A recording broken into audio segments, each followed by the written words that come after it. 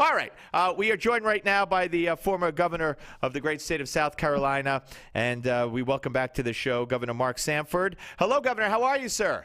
I'm good. Good to hear your voice. Well, good to have you back. And last time we talked, it was about a month prior to the primary. You not only finished in the top two, of course, by far number one in the first election. Then you won the runoff election, and now it's going to be you and Miss Colbert Busch. But there's a lot going on here. Now, I want to start with, first of all, your feelings on how the media is portraying you. And yesterday you were on with Jake Tapper, and I thought, I thought he was attacking you viciously in an effort to prop up his very poor ratings from every report I've seen. It's a brand new show. It's not getting any ratings. And here's a sample of that for the folks to hear.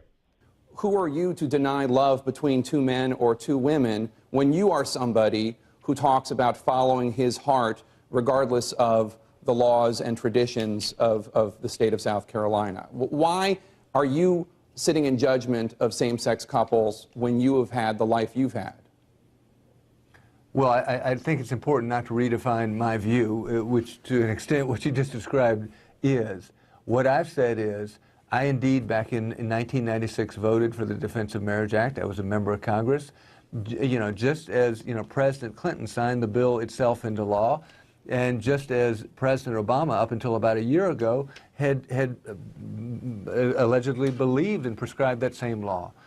What I have said is, I think that the current debate has little to do with same-sex marriage and a whole lot to do with democratic tradition in this country, and a whole lot to do with the role of the courts.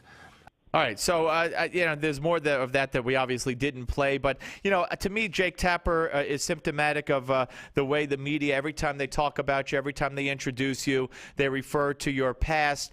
That doesn't hold true for someone whose name you brought up in that interview, Mr. President Bill Clinton.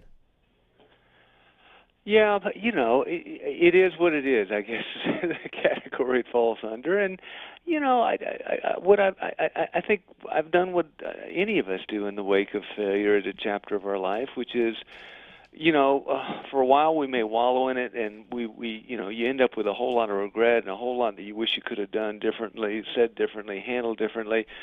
But at some point, there was a great sermon our minister gave 2 weeks ago, and it was about, do the events of your life refine or define your life? And I think for opponents, for at times folks in the media, what they want to do is they want to take one chapter of your life and completely define your life by that chapter. But what many people here along the coast of South Carolina have said to me is, Mark, I'm no sooner going to judge you by your worst day than I'll judge you by your best day. I'm going to look at the totality, the whole of your 20 years in the world of public policy. I'm going to look at your 52 years here on as a member of this community, and I'm going to make my judgments accordingly. And I think that that's all that any of us can hope for.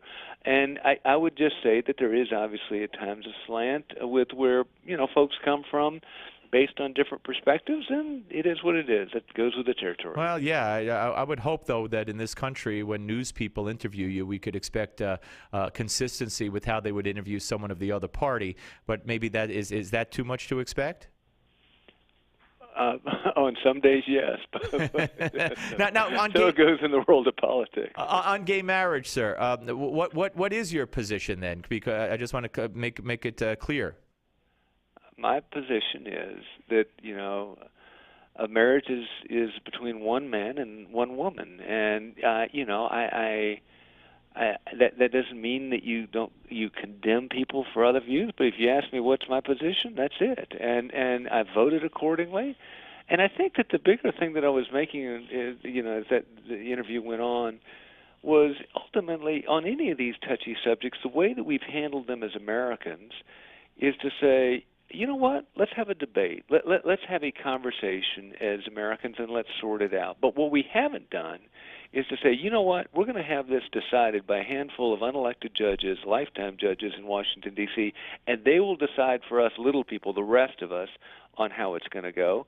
I think there is a robust national debate going on right now, and wherever you happen to fall in that debate, this whole notion of federalism, of letting different states sort it out, because marriage licenses have historically been the purview of states, not the federal government, and to say, 9 states have now said that they believe that gay marriage should be included in that definition of marriage, along with the District of Columbia. The preponderance of states still believe otherwise, but let states, at the state level, the local, let folks have that debate. Don't truncate, don't eliminate that debate that I think is so vital to folks coming up with conclusions, because I think that there are a lot of differences in America. But the reason that we've been a melting pot that works is people have been allowed to express their view, and they've been allowed to debate these things, and they haven't had things decided from on high in Washington, D.C., which is increasingly the way things too often go. We're talking to Governor Mark Sanford here on the Steve Malzberg Show. Your opponent, Elizabeth Colbert Busch, happens to have a brother. And her brother has made it clear, at least from what I heard and saw yesterday, that on his TV show, he's going to have her on. He's going to, push her. He started pushing her yesterday. I want you to hear something, and then I want to ask you about this because, if I wanted to run for office, I'd be asked to give up my position on the air, and others have in the past. Let's go to cut number 31, please. Yes, she's a Democrat, but she's a businesswoman, a job creator, who, when raising 3 children on $14,000 a year, went back to school, built a 20-year career in international trade, and is now leading Mark Sanford in 2 consecutive polls. Are we ready to do this nation?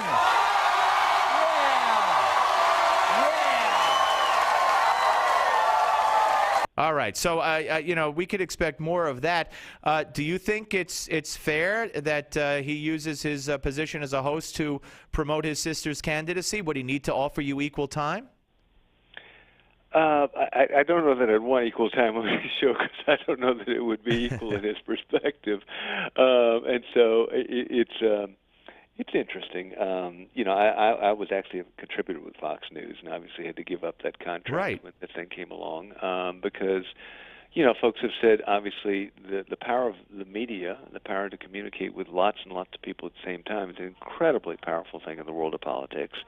And therefore, obviously, I had to give up my contract. And people, I've had a number of people raise questions about how is this fair? And again, I put it in the category of, maybe it's not, but again, life isn't completely fair, and I think you make do as best you can with, the tools at your disposal. And I think that ultimately, as famous as her brother might be, what will decide this election back here in South Carolina is where we stand on issues that are important to people's lives here at home. And so celebrity is great, but at the end of the day, in terms of putting meals on the table, in terms of providing more in the way of opportunity with a small business, in terms of providing less in the way of taxes going off to Washington, D.C. or Columbia, South Carolina, I think we have decidedly different perspectives. And I think as those perspectives get fleshed out, I think that,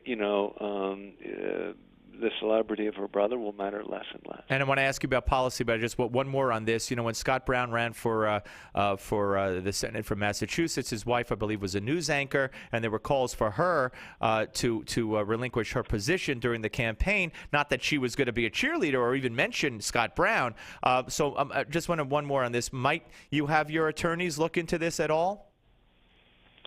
Probably not. I mean, you just sound like you're whining at that point. And so it'll be whatever it's going to be. And, I heard the applause line, and you get folks fired up, and maybe some young folks that might not have been engaged in the process fired up, but not based as much on ideas that they may be focused on, but based on the fact that, Stephen Colbert is an interesting, personality in the world of humor and all those sorts of things that he does. And so, again, I keep going back to, I think we could spend a lot of time on that, but I think more important is to look at how differently we stand on things like the stimulus. I mean, as the first governor in the United States of America to take a stand in formally rejecting the stimulus, the business that she's worked at has been entirely funded by stimulus. At the cost, according to government estimates, of $300,000 a job. And $300,000 a job. Boy, most small businesses I know back here at home,